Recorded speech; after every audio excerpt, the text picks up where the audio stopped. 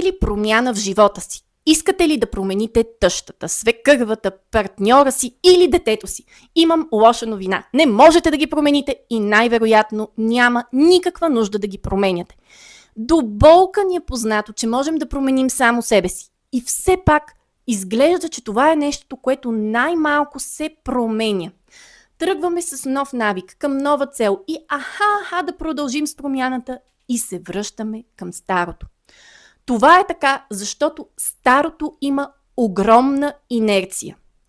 И за да задържим промяната и да постигнем резултати чрез нашата промяна, не са нужни сложни концепции, като Smart, Loop. Те помагат, но не са в основата на промяната. В основата на промяната е нашето тяло да може да устои на инерцията на старото. Защото когато тръгнем по пътя на промяната, инерцията на старото започне да ни дърпа, да бъдем във форма ще ни помогне. Как да бъдем във форма?